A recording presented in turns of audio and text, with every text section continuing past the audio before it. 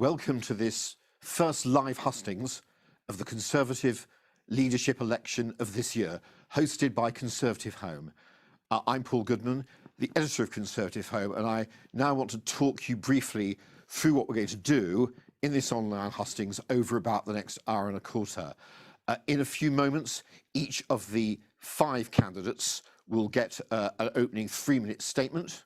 We'll then go over to questions, and then at the very end, we'll have a brief 1-minute summary from each candidate in the same order that they will speak now.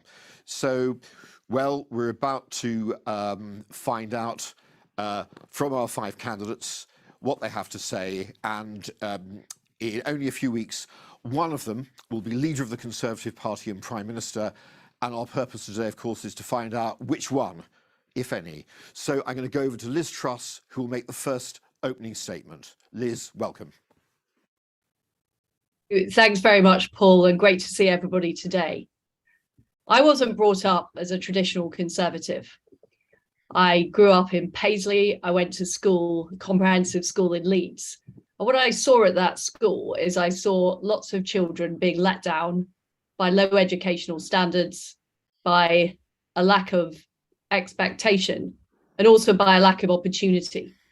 And I just thought that was an incredible waste. So one of the reasons I want to go into this job and why I went into politics is I want this country to be somewhere where everyone can succeed, regardless of where they're from. I want us to be an aspiration nation that unleashes opportunity right across this country. But the reality is we've had 2 decades of low growth.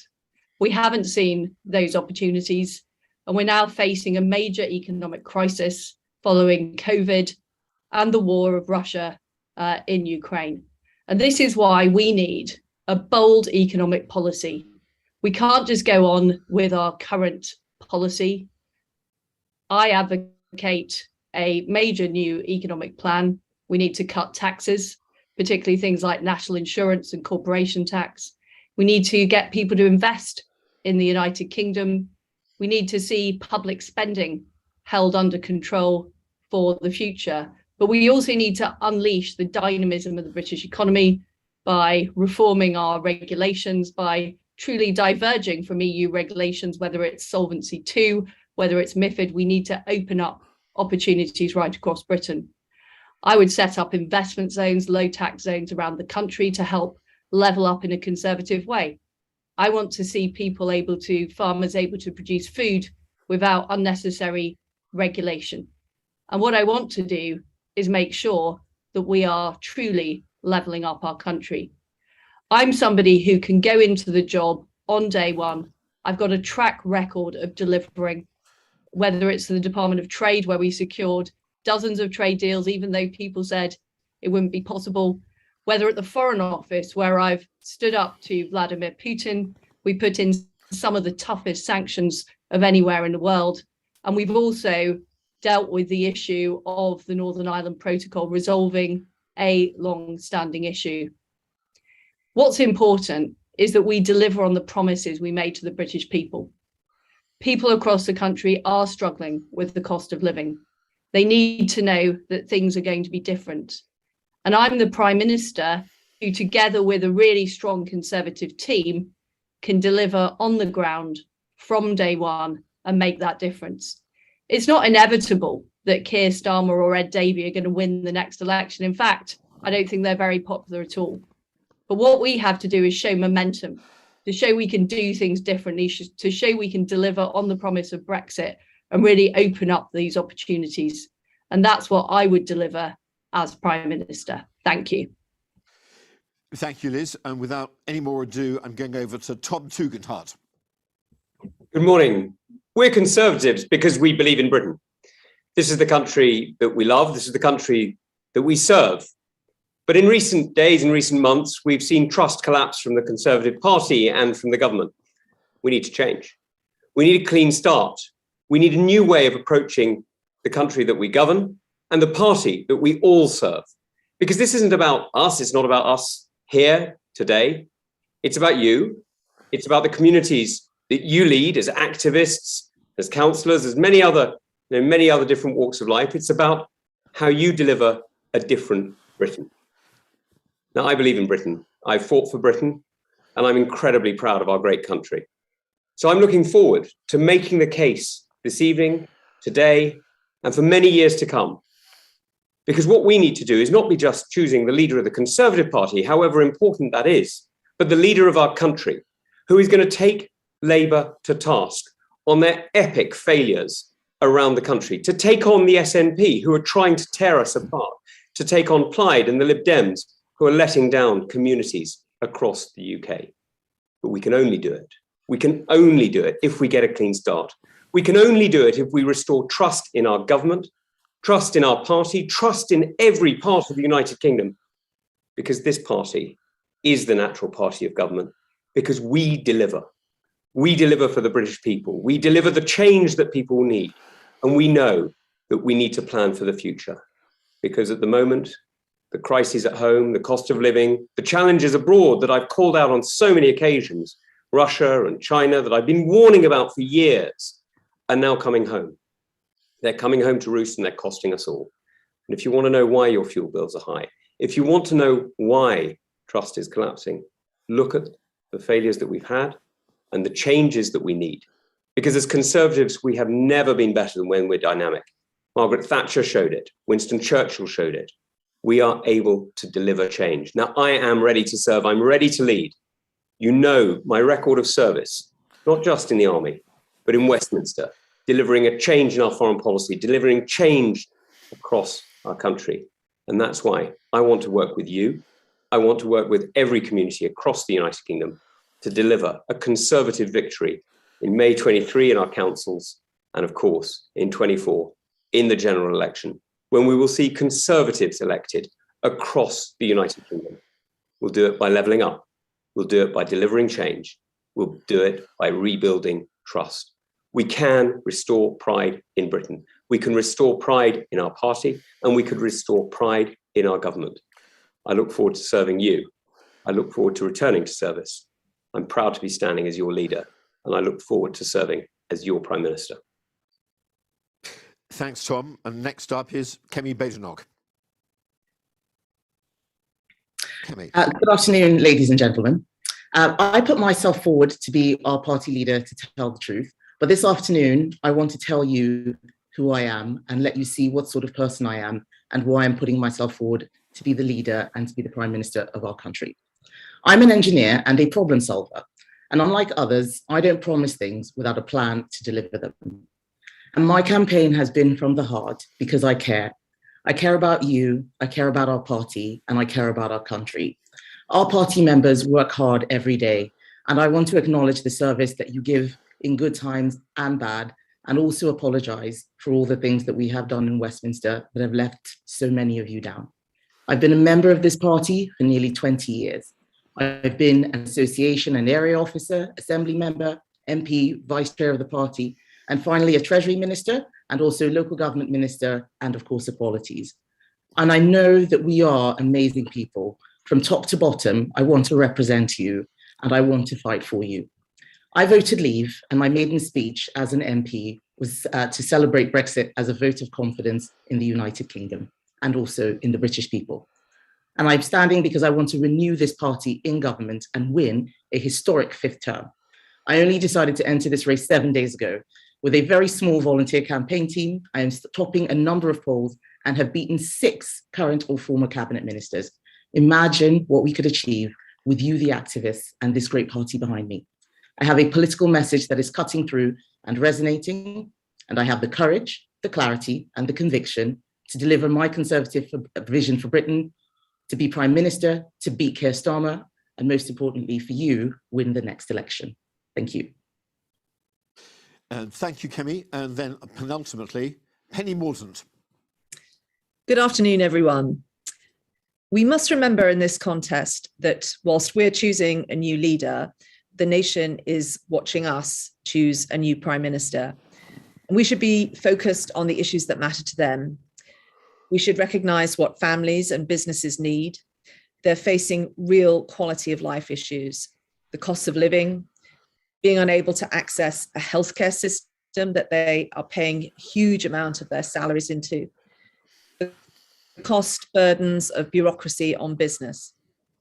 There is a massive catch-up job to do post-COVID and huge ambitions to fulfill post-Brexit. And we have to be able to deliver. And that means modernising Whitehall so it can, so we can move at the speed that business and science needs us to. It means building a modern economy fit for the modern world. And we need to focus on growth. We need our tax policy and our supply side reforms to deliver that growth and be able to have our nation compete on the international stage. And we also need to focus on innovation, investment, incentives, and a whole raft of other supply side reforms. We also need to be focused on the things that really will help us level up. And we need to be realistic about how we can do that and have our ambitions not limited by what is in the Treasury's coffers. We need to deliver excellence in public services and use both the mandate and the majority that the public have given us. And we need to crowd in the independent sector and drive power down locally. In this contest, I've outlined the principles on which I will make decisions about tax, but I have not made tax announcements apart from some very targeted and timely support to help with the cost of living. Those decisions are best taken at a fiscal event this autumn. And finally, my focus will be on ensuring that all of our citizens can live in safety and security, maintaining our defence spending and also standing up those things that will make us the most resilient nation on earth. We need a return to conservative policies, to confidence. We have responsible and capable citizens, and they want their government to be too. Thank you, Penny. And finally in this round, Rishi Sunak. Thanks, Paul. Hi, everyone. Let me get straight to the point. The stakes at the next election for our party are the biggest they've been in recent history. In normal circumstances, I don't need to tell all of you, it's a tough job to win a general election, but these are not going to be normal circumstances. Having been in power for 14 years, not only do we need to restore trust, rebuild our economy, and reunite our country, we also need to do something that's never been done before in British political history, and that's win a historic fifth term. The threat of a weak Labour Party propped up by the Lib Dems and the SNP is real, with all the risk to our union and voting system that brings. The only way to save the country is to stop that from happening. And I believe that I am the best placed person to help our party beat Keir Starmer and secure that victory. But I also have a plan to take our country in a new direction, to build a better future. Now, we've talked a lot about taxes and spending in this contest so far, and you know where I stand. We will deliver more tax cuts once we've got our house in order and got a grip of inflation, a lesson Margaret Thatcher knew only too well. But that is only the foundation of a much broader mission. I want the United Kingdom to lead the world in education, innovation, and technology, to make this the epicenter for the change that we're seeing in the global economy. I want families up and down the country to see tangible change in their communities with better infrastructure, safer streets, and more affordable housing. I want businesses to see the benefits of the freedom and flexibilities of Brexit that I voted and campaigned for, living under the laws of our own land. And I want all of us to feel like we have turned a corner, past COVID, past inflation, past delay and disruption, towards growth and hope. We can create a Britain where the possibilities for the next generation are better than the last, where everyone has the opportunity of a second chance, where an entrepreneur can try again, where a factory worker can retrain. We can create a Britain where the most important part about your success is how hard you work. And we can create a Britain where family is one of the easiest joys, not one of the hardest sacrifices. I want to draw on all wings in our party to build a government, to draw on the enormous talents and capabilities we have, because the challenges that we face are enormous. I believe with all my heart that we can do better. So in a few weeks' time, I hope that I can ask for all of your permission to lead our party and country forward. And I hope that you will grant it. Thank you. Okay, Rishi, thank you very much. And thanks to all of you. We're now going over to our questions from the public. I should say not just Conservative Home readers or Conservative voters, but anyone who wanted to put a question. The first one is from David, and it is really this big question about trust. And I'm going to ask it in reverse order to the openings. And the question is, how will you reunite the party and country, win back the trust of the public, and win the next general election? And Rishi Sunak, I'm going to start with you, very conscious of the fact that you resigned from the government recently. Yes, thanks, Paul. Thanks, David, for the question. You hit on all the right things, which are probably behind me, as you can see, because I think those are the most important things for all of us to do. And I think it starts with honesty. It starts with being honest with the country about the challenges we face and making sure that we don't promise things that we can't deliver. That's how you start, by restoring trust in politics. And we've had a debate on the economy and taxes, and that's very much been my point of view. But I think it goes beyond that, because you also talked about reuniting the country. When we get to that general election, we as Conservatives need to win in lots of different places, whether it's winning in Brexit-supporting Teesside or Liberal-leaning Chesham and Amersham. I believe that I am well placed to appeal in all those places, because crucially, we have to beat Keir Starmer in that election to deliver all the things that we all collectively believe in. Okay, so Penny Mordaunt, this big question about trust and unity in the party and the country. Well, we have to pull our party together, and I hope this contest can be the start of that. I want a positive contest. I don't want mudslinging. I want us, all of us candidates and our colleagues, to show the nation that we are building a team together. Without that teamwork, we can't deliver. This is not all about one particular leader. It's about all the talents of the party being able to thrive and pull together in the same direction for the sake of our country. I agree we have to start delivering for people.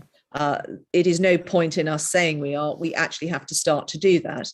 And we know that many of our public services are in a desperate state, particularly because of the pandemic. We have a huge catch-up job to do. So we have to recognise that we need to modernise Whitehall to do that. That has got to be the starting point. We cannot continue what we've been doing because it clearly isn't working. I think the other thing that we also need to do is to recognise that we have to demonstrate we understand that issues are different in different parts of the country. What I've shown in the campaign that I've been running is that I'm attracting support from young people, from women, from red wall, from blue wall seats, and all parts of the United Kingdom. And I think we also need to create some national missions to unite people around. But that, I think, is the starting point. We've got to make this contest about building a team, and we've got to be talking about the issues that matter to the public. Kemi, trust and unity. What would you do as Conservative leader? I think the most important thing to do to win and retain trust is to keep promises. I think that when we put things in our manifesto, we need to stick to them. I think having multiple U-turns as a government is incredibly damaging and means that people don't know whether we say what we mean. And that's why I keep telling everyone that I am the candidate who tells the truth. Making realistic promises and commitments is one way to earn and build trust. But I also think in terms of demonstrating integrity, it's show, don't tell. No one stands as a dishonest politician, but we have to show that we are honest and straight with people. And we have to go above and beyond the standards that we apply to everybody else. I use the example of when I was vice chairman of candidates, and the first thing I did when I took on that role was I threw my husband off the list because I didn't think it would look good. I was chair of candidates and he was applying for seats. I recognized that there was a potential conflict of interest there. And even though I wasn't required to, I took additional steps to show that this was something that I took seriously. In terms of uniting the party and the country, for me, the most important thing is for us to stop calling ourselves Leavers and Remainers. That vote was 6 years ago. I think it's time that we moved on and remember that we are all one people and we're all trying to deliver on the same objective, certainly as Conservatives. I see all of my colleagues, irrespective of how they voted in the referendum, as friends and as partners. I think we need to stop looking at things via the view of North versus South, red wall, blue wall, young or old, or even England versus Scotland. It's the language of unity and inclusivity that matters. And that's what I will do if I'm elected as party leader. Thank you, Kemi. Tom, your opening pitch a few moments ago was about trust and unity. So how would you do it? Well, the key to delivering trust and unity is about delivering a change. As we know, we need a clean start in order to show the country, not just show the party, that we've started again. And that's why I'm standing, because I think having a clean start, being a clean start, is all about demonstrating that we're here to deliver not just for our party, which is so important, but for the whole country. And so for me, trust is about demonstrating that change. It's about demonstrating that we will deliver on our commitments. It's about reaching out to people and enabling and empowering people. It's about helping people to, as the line goes, take back control, because it's about people's lives. It's about your lives. It's not about how we control in Westminster. It's about what we do at home and in families. And on unity, well, look, I have spent years campaigning across the United Kingdom. I've campaigned in council elections in Northern Ireland. I've campaigned in parliamentary elections in Scotland and general elections all around the United Kingdom. And that unity is about how we talk to each other, how we see each other, where we go, how we approach every issue that we champion as Conservatives. And that's why I'm so proud to be working with Jake Berry on Northern powerhouse issues, as they used to be called, levelling up as they were once called, and a new deal for Britain as it will be called, because we can deliver for the whole of the United Kingdom. We can demonstrate the unity that we need through the actions that we take. And I'm absolutely committed as your leader and as Prime Minister to make sure that the Conservative message of unity, of one United Kingdom, whole, integral, safe and secure, will be one that we carry across the country, that generates trust, rebuilds unity, and transforms our country for the better. Thanks, Tom. Liz Truss.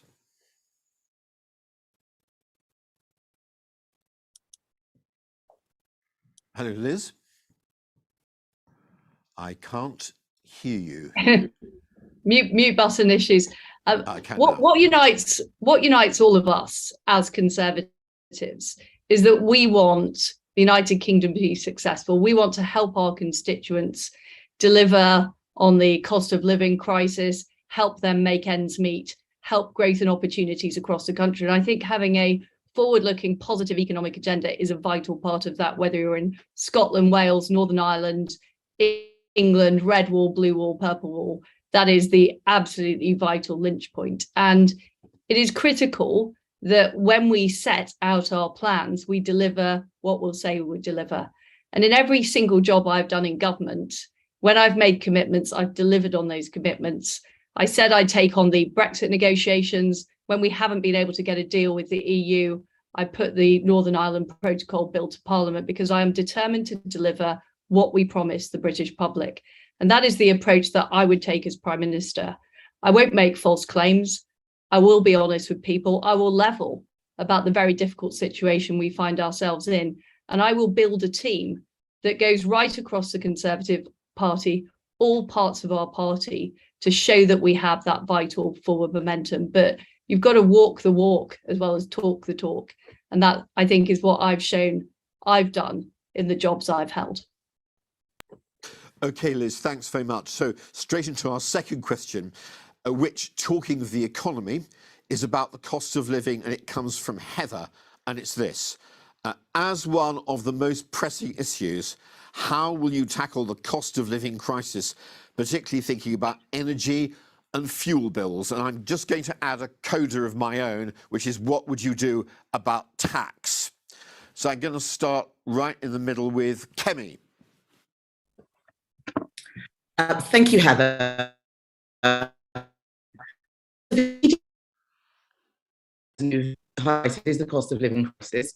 I am not promising big tax cuts and competing. I think it's important that we're realistic about the fiscal situation. But I do recognize that a lot of people are struggling. I see it in my constituency. I think one of the quickest things we could do is look at fuel duty to reduce that. The fuel duty that we have raised as a country in the Treasury is higher than it has been, and so we have headroom to cut some duties there. I also think that there are some things we should look at around universal credit uplift and pension uplift, bringing that forward. So those are two things that I would do to address the cost of living crisis.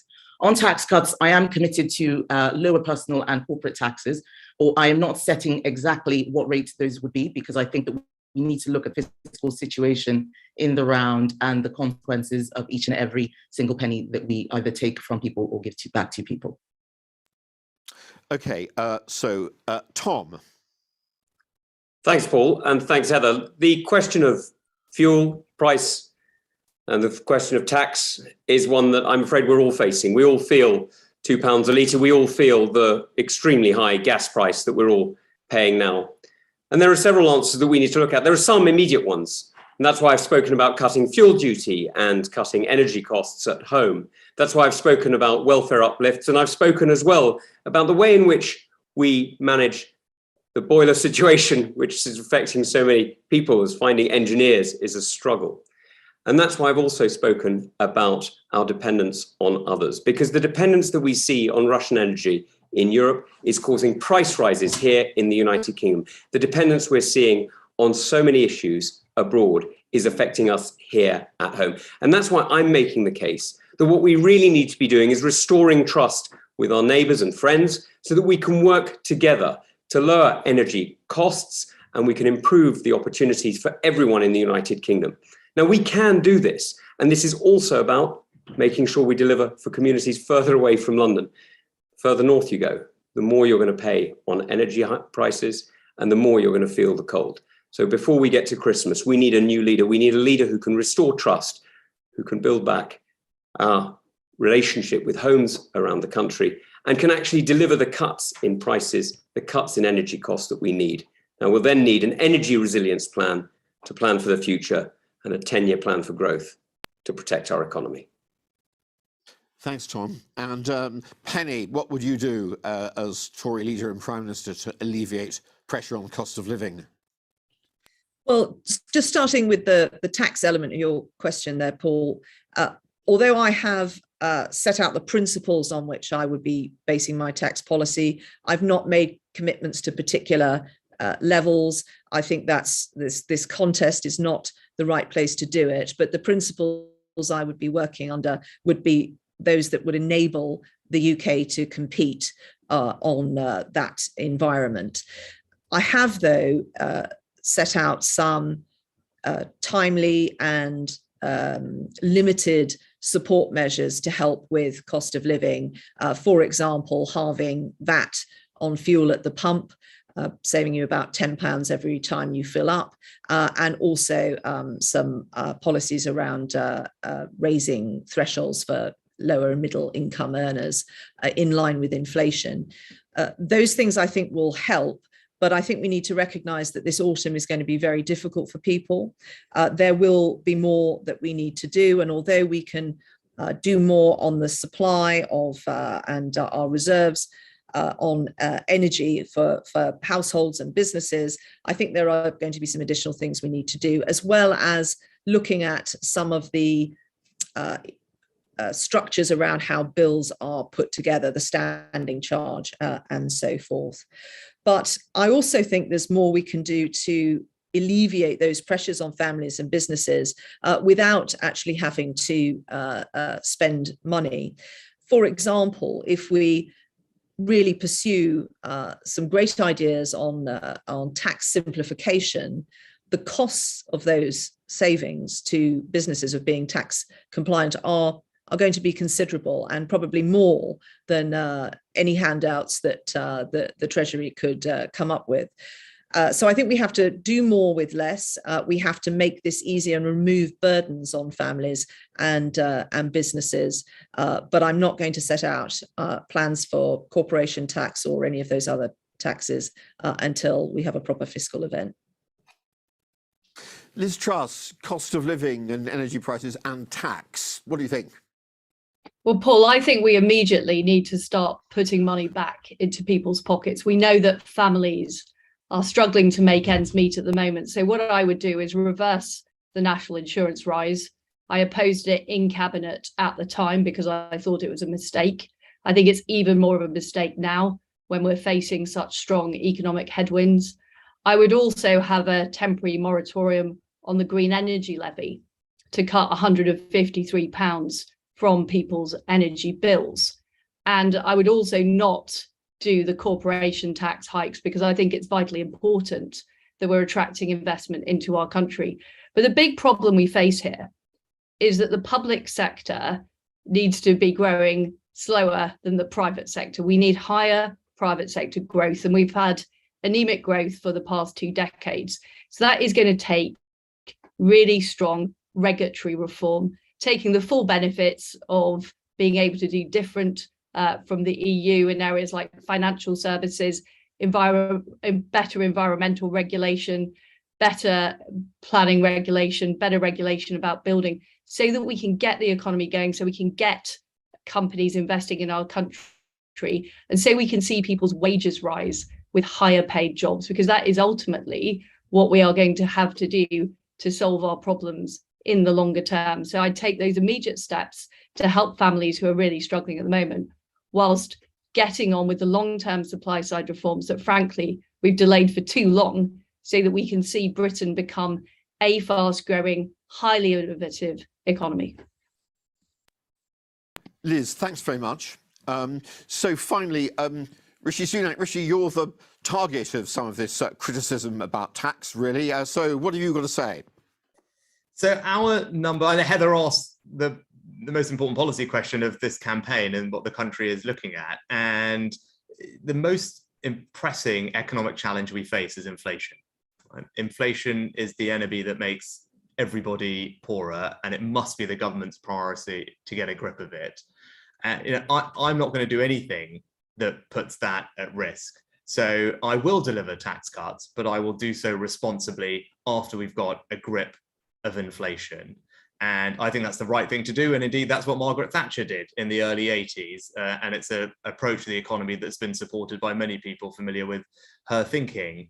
Now, I published a tax plan earlier this year, and it set out my plans for the future. We do need to cut and reform business taxation. We need to do it in a way that actually drives growth and productivity, getting businesses to invest more and to innovate more in R&D. So we'll do that if I'm elected leader. We also need to reward hard work, because that's a core Conservative value, which is why I've put in our plans and paid for a cut to income tax before the end of this Parliament.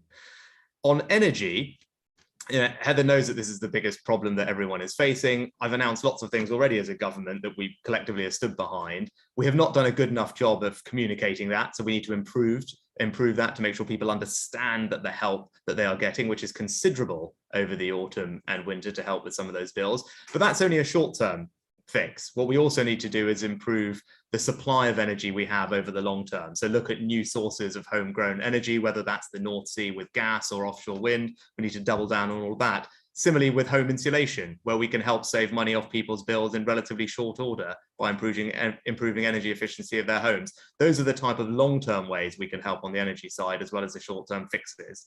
But lastly, the most important thing to say is the best way to help people with the cost of living and put more money in their pockets is to make sure that they're in well-paid jobs. So we need to move people off welfare into work, make sure they've got the skills they need to get better paid jobs. That's the Conservative way to help people, and that's the best long-term way to deal with this problem. Okay, Rishi, thanks very much. And I'm now on to our second question, which is about defence and security from Lee. And his question is, why do you think that you're best placed to stand up to Putin, and what will you do to support Ukraine? So I'm going to start with Penny Mordaunt. So I think we should be incredibly proud of what we've done to support Ukraine. And it hasn't just happened overnight. It's happened over many, many years. As MinAF, I bolstered our training operation there, stepping up the volume and the type of things that we were doing to train them to make themselves more resilient and to grow their forces and capability. We've done a huge amount, obviously, to support them in weapons, but we also have been helping on the civil defense side as well. So all of the civil protection, people rescuing individuals after attacks, all of that has been assisted by this nation. And I've had a great part in that because of the two departments that I've particularly been involved in. What I think we do have to do is to be honest with the British people about how hard it is as this goes on, how it is going to exacerbate some of the problems our country and the world is facing. But I am 100% confident that the British people will stand behind our strategy on Ukraine. Putin has to fail. He cannot gain any territory. He cannot be emboldened in his ambitions at all. And there can be no compromise in terms of that fact. My expertise in this area are well known. I have served, I've had a naval career for 12 years. I've served as both MinAF and Secretary of State for Defence.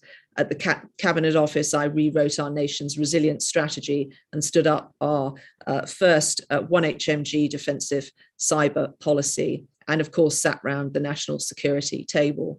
So I have the expertise, but I also think I'm able to spot the opportunity in particular situations. The tragedy of Afghanistan was that our country failed to spot the opportunity of maintaining a presence there. And that is something I would do. And finally, we don't look far enough ahead. I would make some changes to how we horizon scan the length of time our strategies cover, because it is not serving us well, and it is not making our country the most resilient nation on earth, which is what it needs to be. Thanks, Penny. So, Kemi Badenoch. Thank you, Paul. So the question was, why am I best placed to stand up to Putin? It's because I, more than anyone, understand just how important it is that the UK remains a force for good in the world and is seen as a force for good in the world. The threats to our country are numerous and existential, and we need to show that we are a strong country that can't be pushed around. In every single opportunity that I was given as a minister, when we were threatened by opposition parties, I stood firm, I was incredibly robust, and I did not allow anyone to smear our reputation or push us around. That's the sort of attitude that I would be bringing on the international stage. It is critically important that countries around the world know that we are there to protect those who cannot protect themselves and that we look after the vulnerable. But we will not be able to do that if we aren't strong. I believe in strong defense. I think it is important that we continue to meet our commitments to NATO. And I think that when you do all of these things in the round, people like Putin, who are a threat to our country and who are looking for weaknesses at every opportunity, will know that we are not a country to be trifled with. On Ukraine, I believe that it is important, because of the vulnerabilities that they have, to continue to support them. I think that a loss in that war would be terrible for us for many years to come. The long-term threat would be significant, and we, along with our allies in the Western world, should do everything we can to protect the people. Thank you. Kemi, thanks very much. So, Tom Tugendhat, I think you're the only candidate, I apologise if this is wrong, who's actually been sanctioned by China. What would you do to stand up to Putin and support Ukraine? Well, I've also been sanctioned by Putin, so I wouldn't like to feel the Chinese were on their own on this wicket. Look, I don't know if I've mentioned it before, but I've been in the army for a while, and I served for a number of years on combat operations in Iraq and Afghanistan. And I've stood and fought for my country and for our country for many years. And I have been fighting for our country in Parliament too. Since I took over the Foreign Affairs Committee, I have been fighting Putin's Russia in Parliament. I've been calling out the dirty money that's running through our system. I've been calling out the problems that we've got in our own system in not stopping the corrupt oligarchs who are spreading their dirty tentacles through our system. I've been calling out the corruption. I've been highlighting the dangers to ourselves and to our nation. This is something I've been doing consistently and against many threats and against quite a lot of criticism, even from the government. We need to go further. We need to do more. Now, I was in Ukraine earlier this year, and I've met with many Ukrainian officials and military officers in the past 12 months, talking about the challenges they face. Now, I understand the combat they're in because I've been in combat. I understand the challenge they face because I've seen those challenges. Now, I know what we can do. I know what we must do. We must put the Ukrainian people in such a position that they have the upper hand. We must force Putin to realize that he is going to lose. Now, it's not for us to define what victory means for the Ukrainians. It's their land, their lives, and their fighting. It's for President Zelensky, who's an amazingly courageous individual, who has demonstrated leadership above and beyond anything we could expect.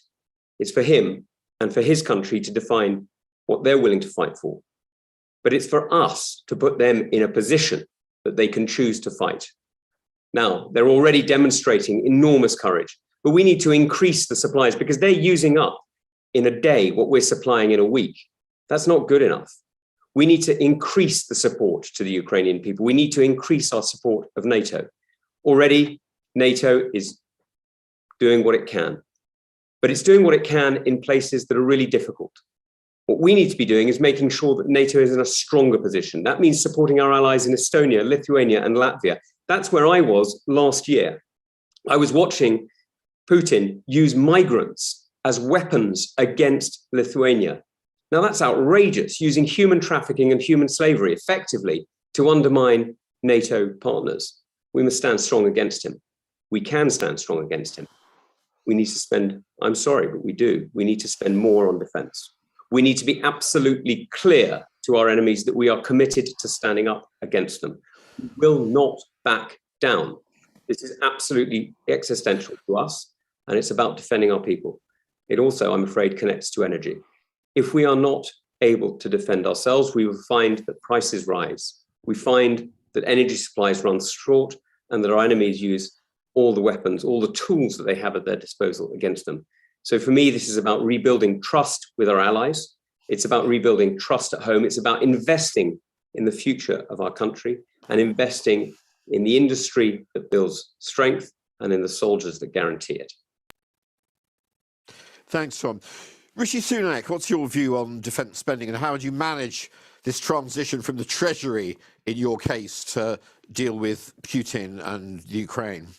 Thanks, Paul, and thanks, Lee, for the question. Now, I passionately believe the United Kingdom is an enormous force for good in the world, and we should all be proud of the leadership role that we've played, not just in this most recent crisis, but over years in the past. But when it comes to defense spending, I take it incredibly seriously. In the midst of the COVID pandemic, when we were dealing with lots of things, I made an exception for the Ministry of the Defense. And in 2020, I sat down and made sure that they were provided with long-term funding certainty, something that no other department had, but we singled out the MOD because it was incredibly important. And what we did was provide them with the biggest uplift in defense spending since the end of the Cold War. You know, that's what I did as Chancellor, to deal with all the problems that people have read about with the equipment black holes and that they were grappling with. All of that was solved with the significant uplift in funding that I approved. And I've continued to support them with more weapons and funding for Ukraine, as Tom alighted on. But in terms of standing up to Putin, you know, what we have to have done is put in place some very serious sanctions that made it difficult for him. Now, I work very closely with Liz, and we'll come to her in a moment, but most people would know the way that we have made him pay a price primarily is through economic sanctions. And working with Liz, we've put together one of the most significant and far-reaching sanctions packages that this country's ever done. Indeed, we've led the world in doing that. And that's me and Liz working with our counterparts around the world to do a bunch of things targeting Russian financial assets of the state, of their businesses, of their individuals. And that's what we've done to make a very strong signal of intent and punish them for their actions. Looking forward, all I'd say is defense spending is forecast to rise to 2.5%. I don't take an approach to it which focuses on arbitrary figures. For me, I will invest whatever it is required to keep our country safe. So I take a threat-based approach to it, and I'm always thinking about future threats. Obviously, my background, unlike Tom, is not in defence, but actually as a backbench MP, I wrote a paper highlighting one of the future threats to our security, the threat to undersea cables, which carry all our data and information, which are increasingly an object of attack by our enemies. In particular, I highlighted Russia. That paper has now been quoted by 3 different chief of defense staffs in various lectures. So it gives people some confidence that I am thinking about the future threats that this country faces. And I, as Prime Minister, will almost make sure that we invest sufficiently to protect us against them. Thank you, Rishi. Well, Liz Truss, you're also embedded in this subject. Why do you think you're the best placed of these 5 people to stand up to Putin and to support Ukraine? We have led the free world in standing up to Putin and supporting Ukraine in their hour of need. The first and weapons to Ukraine, we've led on sending heavy weapons, and we've also led on sanctions. It was at the G7 in December last year that we agreed with our colleagues that we would put in place coordinated sanctions if Putin invaded Ukraine. We used our intelligence to expose what his plans were. We coordinated international allies to call out Ukraine. To call out Russia, and we had Russia kicked out of the Council of Europe. We had them kicked out of the Human Rights Council. And I personally have made sure, working with my colleagues around the world, that there is no compromise. Lots of people were talking about a deal where bits of Ukrainian territory could be given or compromised with Russia. We've been very clear that isn't happening, and that is now the consensus view at both G7 and NATO because of the strong stand the United Kingdom and our allies have taken. Now, we need to do more. We need to send more weapons to Ukraine. We need to send more heavy weapons. We need to encourage our allies to do more. We also need to put more sanctions on Ukraine. I think it's unacceptable that the European continent is still buying gas from Russia, which is funding Putin's war machine. And we've got to learn the lesson for other countries as well. We cannot become strategically dependent on authoritarian regimes. And that applies to China as well as it applies to Russia. We need to make sure that we're working more closely and trading with our allies and friends, building what I describe as a network of liberty. And on the subject of defence spending, I don't think we do spend enough on defence. During the Cold War, we were spending 4 or 5% of our GDP on defence. We took our eye off the ball. We made it easier for aggressors to saber rattle. We saw that before the invasion, Russia were building up their tanks on the Ukrainian border. We can't let that happen again. So my view is we need to be at least at 3% of GDP by the end of this decade. And we need to work with our allies to increase that level right across NATO, because if Putin, heaven forbid, is successful in Ukraine, he will not stop there. We know the Baltic states are under threat. We know that Eastern Europe is under threat. And all the great change that we saw happen in the late 80s and early 90s, those people gaining freedom again for the first time in decades could be lost. And that doesn't just threaten freedom and democracy in Europe, it threatens it in the UK and around the world. So this, for me, is absolutely existential, and we need to put our money where our mouth is. Okay, Liz, thanks very much. I'm now going to go to our third question, which is on this crucial issue of housing. How would you propose to solve the housing crisis and help more people into home ownership? I mean, I'd add a rider of my own, which is the government seems to have had enormous problems getting anything substantial on housing through the Commons. So I'm going to start with Tom Tugendhat. Thank you very much. Well, look, you don't need me to tell you that housing is a huge problem in the southeast, but it's actually a huge problem across the United Kingdom. And this is one of those areas where we really need to look at what a Conservative solution is. Now, we know what a Labour solution would do. A Labour solution would concrete over the whole country and leave us with socialist homes that are owned by the state and we can rent on a temporary basis. That's not what we want.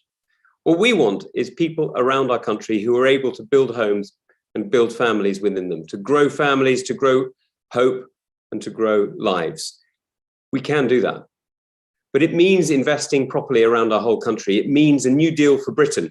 It means a clean start, and it means restoring trust, because actually all of this all of this is to do with the confidence that we have in our own communities, the confidence that we have in our own people. Now, I believe in Britain, and I'm sure we all do. But I'm also going to give Britain the hope that it can regrow, because actually a 10-year plan for growth is going to focus on a fairer economy, a stronger economy, and a more resilient economy. And that's going to be built on things like housing. Now, when I have spoken about where we're going to get the money from, I've looked at the Solvency II regulation that's taken too long to break away from Europe on. We need to take the Brexit opportunity that it offers, get the £100 billion out of dead money and put it into live communities. And we can do that. We can turn it into homes, we can turn it into jobs, and we can turn it into opportunity. And that's where I'm going to be focused, because giving people a start in life, giving people the ability to own their own home is fundamentally conservative. Margaret Thatcher did it and transformed lives. We can do it, and we can do it again. And I'm going to do it when I'm leading this country and when I'm leading our party. Thanks. So, Penny Mordaunt, your view on solving the housing crisis? So the first thing I would say is the thing that doesn't help get houses built is targets. And I know this from my own local constituency that has obviously had housing targets. And out of the last 5 years, not one house has been built apart from 1 year. And there are some real reasons why that is. We have some general problems across the country with regard to competition between developers, the fact we've got lots of housing planning permissions granted, but the actual developments themselves stifled.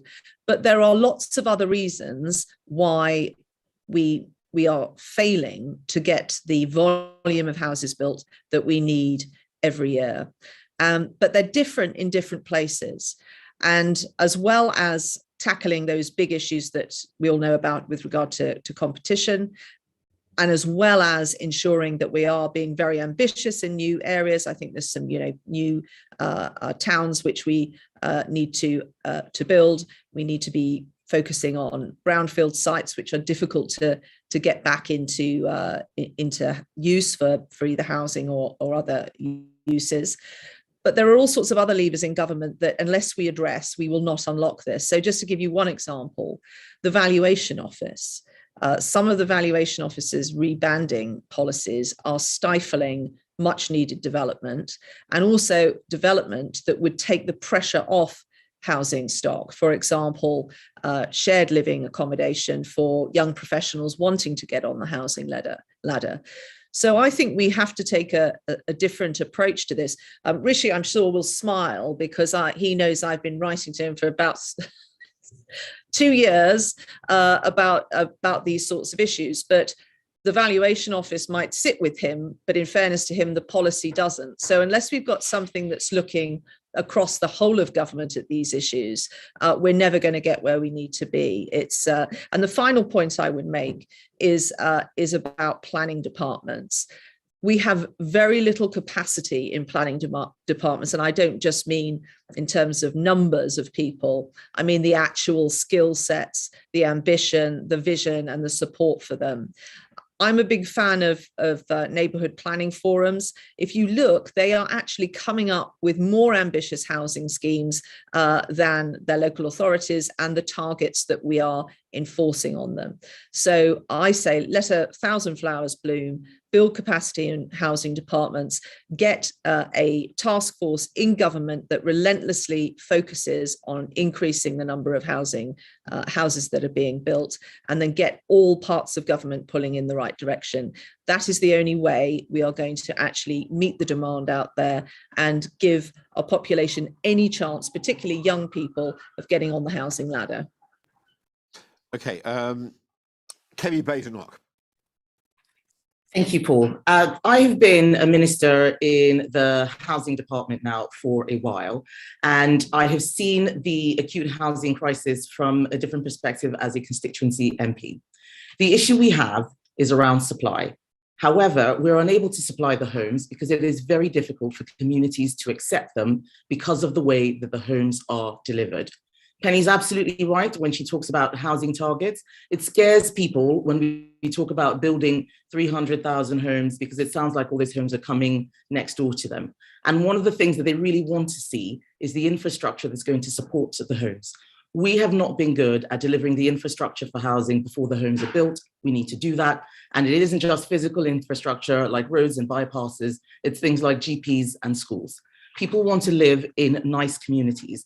They want homes, not just houses, but we keep talking about houses as if they are a commodity rather than something that people need to survive. And I think we can do better than that. I think that there are issues around developer oligopolies. We have lost quite a lot of small to medium-sized builders, which means that many of those large corporations that deliver homes build the sorts of homes that people don't actually want to live in.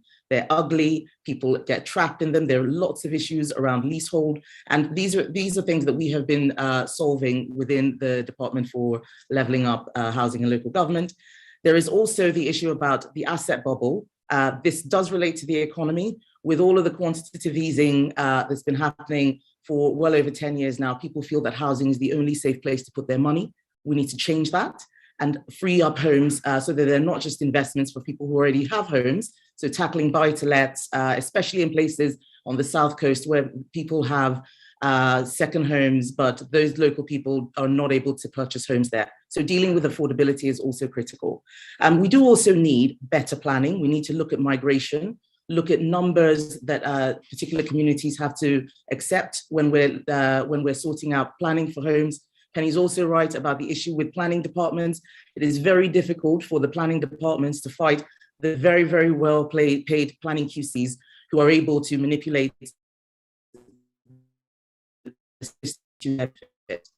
When we were in the department, we had an acronym, Biden, and it stood for beauty, infrastructure, development, environment, democracy, environment, and neighborhoods. That's what we believe can be done to deliver the homes that this country wants. And that's exactly the sort of agenda that I would have in order to sort out the housing crisis. Thank you. All right, okay, Kemi, thank you very much. Liz Truss, a lot of talk so far from the other candidates about local control, opposition to targets, infrastructure and all that. I mean, some people say, if they're of a cynical mind, all this simply means nothing is going to be built and there will be no change. So what's your view? Well, first of all, it's vitally important that we give more people the opportunity of home ownership. And I think it's very, very worrying that people become older and older before they're able to afford their first home. And I think that's a problem for our country and how people feel and whether they feel they've got a stake in our society. But it's also it's an electoral problem for the Conservatives when younger people simply aren't able to afford a home anymore. They're not part of that property owning democracy that has been so critical to us gaining support at elections. And of course, the right to buy was the great example of where we opened up home ownership to many, many more people. I think one of the problems is that we've taken a one size fits all policy approach to housing. And we need different policies in different parts of the country.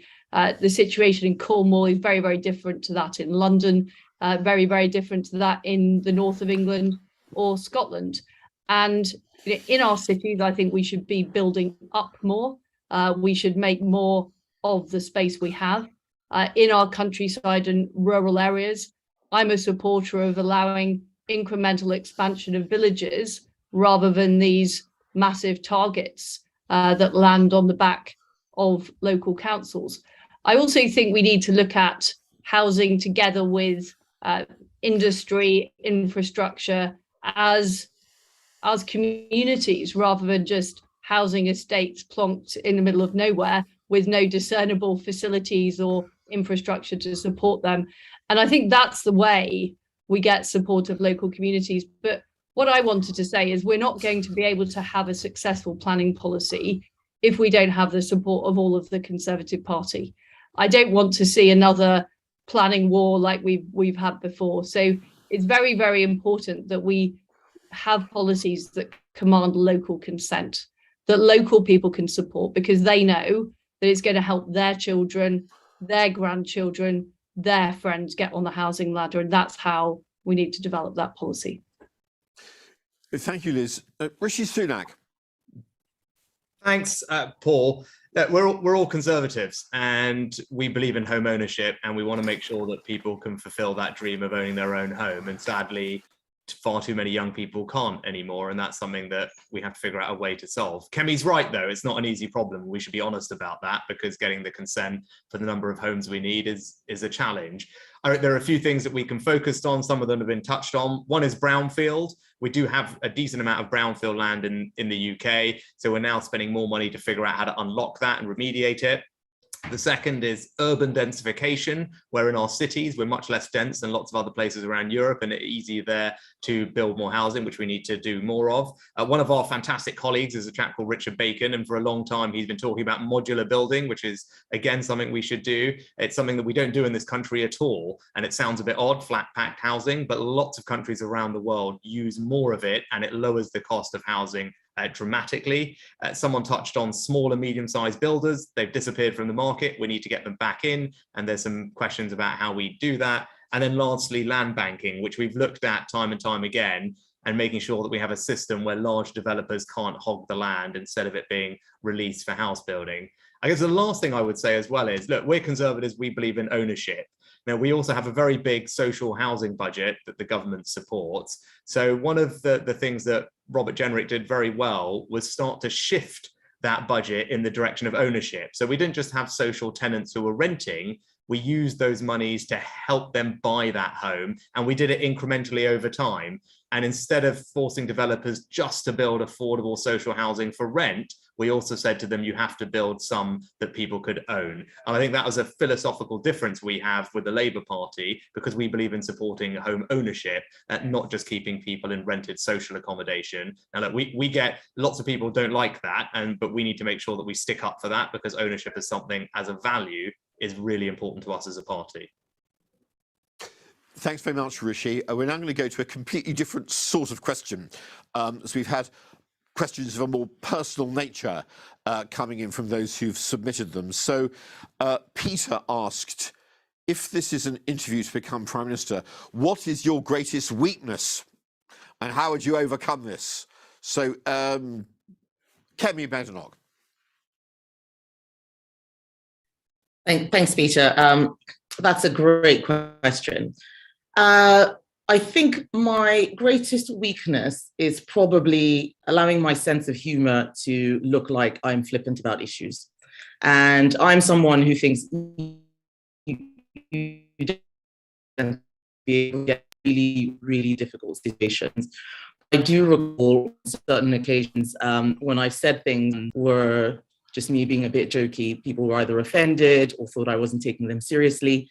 And so that is something which I have worked on. And now I'm very careful about how I use my words, especially in Parliament, at the dispatch box, especially on the media. I think it is really important that politicians present a seriousness to the public, because we're dealing with so many difficult questions, and they need to know that we are on their side and that it's not just something that we're doing for ourselves or as a bit of a lark. So that's a weakness which I know I do have and which I work on every moment. And I hope that I've been able to demonstrate that in this particular hustings, but also throughout the course of my career as a Member of Parliament. Thanks, Kemi. Rishi Sunak. Thanks, Paul. I think most people know I probably have a reputation for working hard and getting across the details. I think you've got to make sure that in these jobs, especially the more senior you get, that you don't let perfect be the enemy of the good. And part of what I've had to do over the time, and I'm constantly working at, is getting that balance right between across the detail and understanding every aspect of something, and then realizing I know as much, or I've done as much as I need to on that, and my time is better spent elsewhere. So that's something that you can constantly get better at, but that's something that I'm always working on. Liz Truss. Well, I think in the past, Paul, it's fair to say I've sometimes been excessively over-enthusiastic, and sometimes I have to rein myself in and try and do a bit less and make sure that we are 100% focused. And that is what I think we need to do now. We need to focus on getting the economy going and not try and do too much. And Penny, what would you say your greatest weakness is? Well, I was tempted to say Burmese cats, as I have 4, and introducing them into number 10 might present some challenges with Larry. But I think everyone has strengths and weaknesses. I think I've learned over the years to be able to delegate to become more effective. But I think all of us are going to need to build a team of all the talents in the party. We all have different backgrounds. We all have different strengths and weaknesses, but the team is what hasn't been at the heart of a government. And it's got to be less about just the person in that top job. It's got to be everyone around the cabinet table and really empowered ministers of state with very clear deliverables and a timetable. And that is the only way we're going to get things going. All right, Penny, thanks very much. And finally, Tom Tugendhat. Paul, I know this is going to surprise you, but I may talk about the army a little bit too much, which is possibly a weakness. I mean, it was incredibly formative for my life, and it did teach me a lot about leadership and team building and all the things that I think are necessary. But it would be wrong to think that it's a one size fits all. I know that it's not for everybody, and I do know that we do have to find many other organisations that help in different ways. And one of the things I definitely celebrate in number 10 is, of course, not just the uniform services like the ambulances and our medical provision, but also the businesses and the communities and the families that do so much and are absolutely essential to supporting us. So restoring trust with them and getting a clean start on that. Emphasis on the army may be something I need to work on. Okay, Tom, thanks. Look, I'd love to have had time for much more, which we haven't got, but we now must move into our closing statements of about a minute each. I'm going to do them in the same order that we did the opening remarks, which means that Liz Truss will start. Friends and colleagues, we need to deliver for our country. People are struggling with the cost of living crisis. We need to make sure we revive our towns and cities across the country. We only have 2 years before a general election. I'm a Prime Minister that could hit the ground running with a clear plan about how we deliver to turn the economy round, to get all parts of our country going, and also to make sure that we continue to stand up against Putin in his appalling war in Ukraine and continue to deliver all the promises and opportunities of Brexit. I'm somebody who's shown in every job I've done, I deliver, I do what I say I will do, I keep my promises. I can go in, I can defeat Ed Davey and Keir Starmer at the next election by making sure we are demonstrating we have delivered for the British people. Liz, thanks very much. Next, Tom Tugendhat. Thanks, Paul. And thanks for the opportunity to talk to so many Conservative members today. I'm going to lead us in a new direction because I think we can deliver a clean start. I think we can deliver a new party, a new drive that is going to change the way we speak to the British people. In the elections next year for councils across our country and the year after in the general election, we need to win. We need to defeat Starmer, Sturgeon and Davey. And we can do it. We absolutely can do it, but we can only do it if we get a clean start. Now, I know that this is going to be difficult and we need to deliver. But by delivering for the British people, we will demonstrate again why the Conservative Party is the natural party of government. And we will not hand this great country over to Labour and Labour's failures. We won't allow the separation of our union, and we will defend our country as I have defended it all my life. Thanks, Tom. And Kemi Badenoch. Thank you, Paul. I started out my opening statement by saying I would tell you the truth and I would show you who I was. And I hope that Conservative Home readers have seen a little bit more about me that shows that I have the courage, the clarity, and the conviction to be the Prime Minister of this country. But the truth is, in 2024, we would have been in government for 14 years. We will need a fresh face. We will need to renew in government. I have ministerial experience. I do not have cabinet experience, but that means that I don't have the baggage of many of the decisions which we've taken over the last few years. I will be able to take the country in a new direction. But we need to be honest with the British people about the challenges that lie ahead. I'm the right person to do that. I think that we need a smarter, smaller, nimbler state Only a Conservative government can deliver that. And in 2024, I will be able to win back those seats that we lost at the by-elections, but also hold on to all of the wonderful colleagues we have in our parliamentary party and have a bold vision for the future. Thank you. Thank you, Kemi. Penny Mordaunt. Well, thank you, Paul and Conservative Home, for the chance to speak to you today. I'll take the disagreements that we have between your panelists today any day over Labour's policies and the direction that they would take this country in.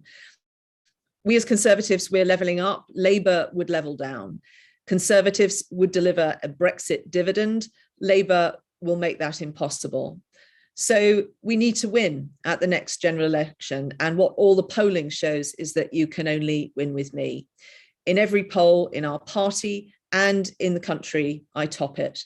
I win against Keir Starmer in London. I poll the highest in both red wall and blue wall seats. I lead with women, with young people, and I also have the best reach in Scotland. So I have some questions for you. Do you want to win the next general election, or do you want to hand everything that we have achieved to the Labour Party? Do you want a new approach to leadership, which is less about the leader and more about all of us?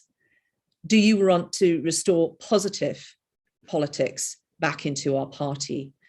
And do you want to enjoy PMQs and unite this party and take the fight to Labour? I do, which is why I'm standing in this contest. Thanks, Penny. And finally, Rishi Sunak. Thanks, Paul, and thanks everyone for joining us today. And thank you also for the incredible support that you give our party up and down the country. The next Prime Minister faces huge challenges. We need to restore trust in our politics, rebuild our economy, and reunite our country. We must seize the opportunities of Brexit, but we also need to do something that's never been done before in British political history, and that's win a historic fifth term. I believe I can deliver on all of these areas. You've all seen me in action over the past 2 years, and you know that I will bring honesty, seriousness, and competence to government. I'm prepared to give everything I have in service to our nation, and that is why I'm standing to be the next leader of the Conservative Party and your Prime Minister. Thank you.